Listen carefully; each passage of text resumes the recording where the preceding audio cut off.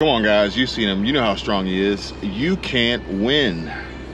Trump is beating all of his opponents, okay? And if you want to argue and contest that, then by all means, feel free. Drop a comment. I would love the engagement and the views. And essentially, let's just run down the list here because there seems to be some confusion. And it's as simple as comparing these two presidents. Former and current, past, present, and future. And Trump's winning. Literally, Trump's winning. Trump's won. Trump can't be beat. Trump beat the case. He knows how to print money. From the standpoint of, and I'll bring you guys more on this in a minute, how essentially Truth Social isn't worth anything. And he's been able to extract billions of dollars out of this business. Think about that. Think about that. He's been able to go bankrupt multiple times and still win. Marry a hot wife. Bang porn stars. Launch his own merch, start an online business, and make millions in drop shipping.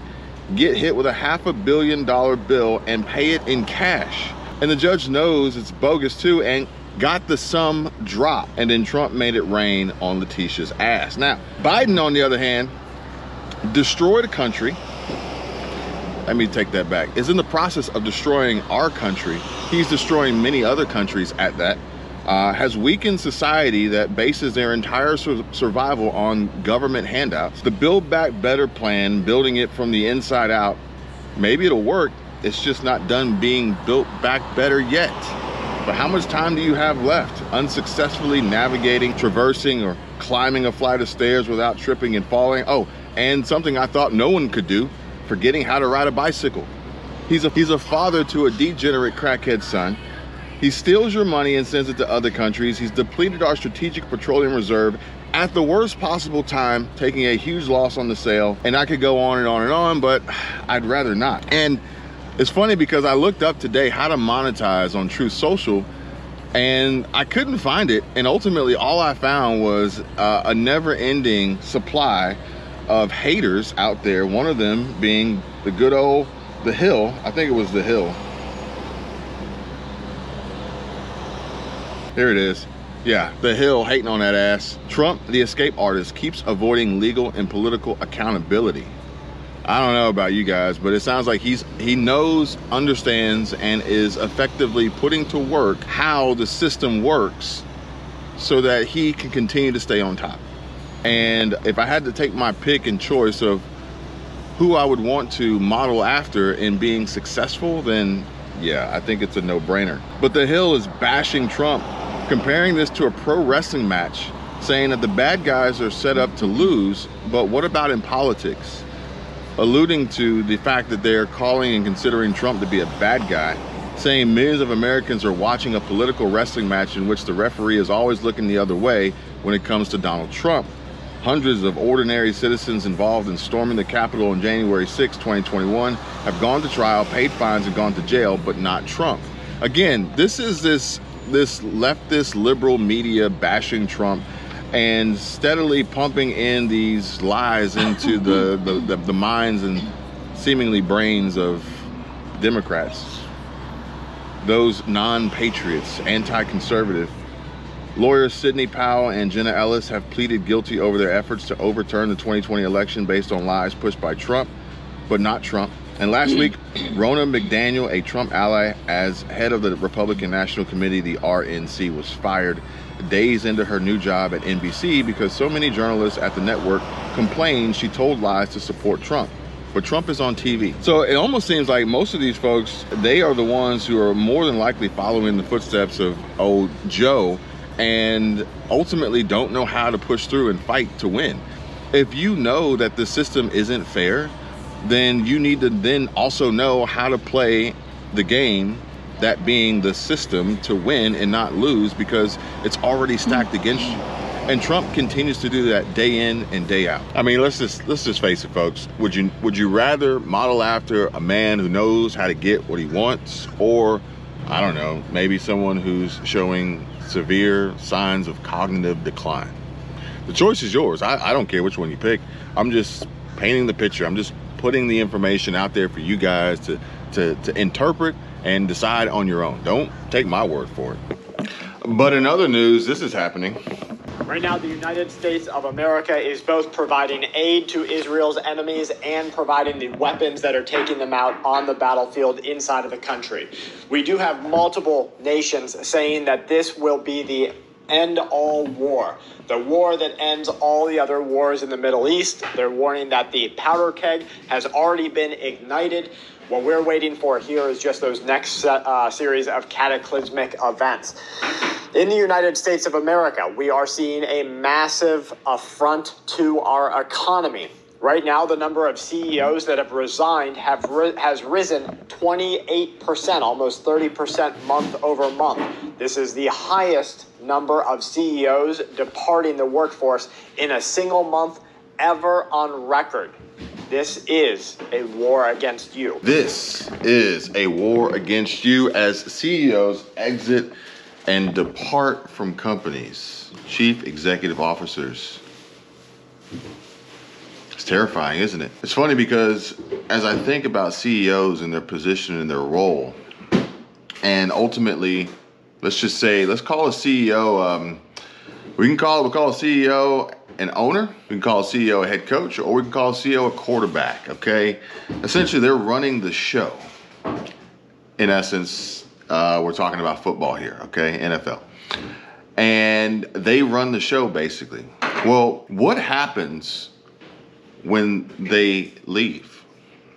What happens when they get injured? What happens when they get traded? What happens when they decide to sell? There's a new owner. There's a new head coach. There's a new quarterback. The show still goes on. Like, I don't see how this is a war against you unless maybe you don't understand how this game is played. The Washington Post is reporting that the United States has agreed to provide Israel with more bombs and more warplanes. Bloomberg is reporting that Turkey is set to become the largest seller of U.S. artillery shells as a global shortage on ammunition continues to take hold within the marketplace. Let me tell you, they're going to make ammunition for you absolutely unobtainable. That's the difference. Remember, it used to be a couple of decades ago, obtainable was the word. You could go out and get something easily. Wasn't there a movie where there was some sort of unobtainium? Wasn't unobtainium like some sort of fictitious metal that they used in this movie? And they called it unobtainium. I like how I said a couple decades ago, so this is not new. Unobtainium is a term used to refer to a material that cannot be accessed. Such a material may be rare, prohibitively expensive, controlled, or simply non-existent. A common observation about unobtainium is that it meets all requirements perfectly, other than not actually existing. It says, what does this one here say? This one says, James Cameron didn't come up with the name unobtainium for the rare mineral in Avatar 2009. The term has existed since the 50s to refer to incredibly rare, valuable, or even hypothetical substances such as the room temperature superconductor in the movie. Yeah, folks, things are becoming unobtainable or unobtainium. I'm not sure which one it is, but we're gonna press on here. Now they're setting price fixes. They're doing all sorts of things affecting the supply chain. They're basically making it so that you can't obtain a house. You can no longer obtain a paid-off car. You cannot obtain a house. It's interesting. It's funny that he says that. Now, it's actually interesting here how many comments. There's 224 comments in 2 hours so far. And, you know, this one right here says, who else is feeling all this overwhelming weight on their shoulders? Question mark, crying emoji face with 7 replies. This one here says, most of us. I second that. Me too. Thank you. And it goes on. And honestly, like, the weight that you feel is the weight that you have taken on by consuming this type of content that essentially just reiterates and tries to mix up in this word salad all the complexities and challenges that exist in this world with a hint, just a dash of exaggeration and instigation that ultimately makes you believe that you can't obtain a house. It's funny how this internet works. We're gonna go to Zillow because normally I would go to Instagram and I would head over to a friend's Instagram page and see here. Here she is right here. And look at all the closings that even here, this one here, just closed. But I don't want to be biased, so I'll go to Zillow. I'll pop in. We'll jump over to Atlanta, go to Beaufort, and we'll just go to sold and hit apply. And what do you see? What do you know? These homes have sold. Sold 329, sold 328, sold 328, sold 327, 327. It's impossible to obtain a house these days. And don't get me started on obtaining a paid off car. Well, I like the key word there, paid off. You won't be able to obtain the ammunition. You can't obtain fresh fruits and fresh vegetables.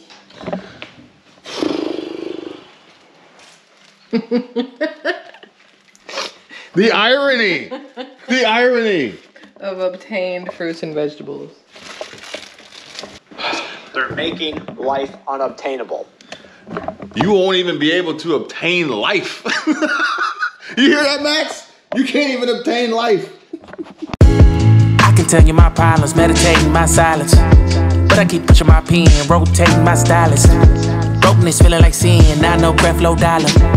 Used to be left on red, now all the girls go holler. Now all the girls go follow. All the fake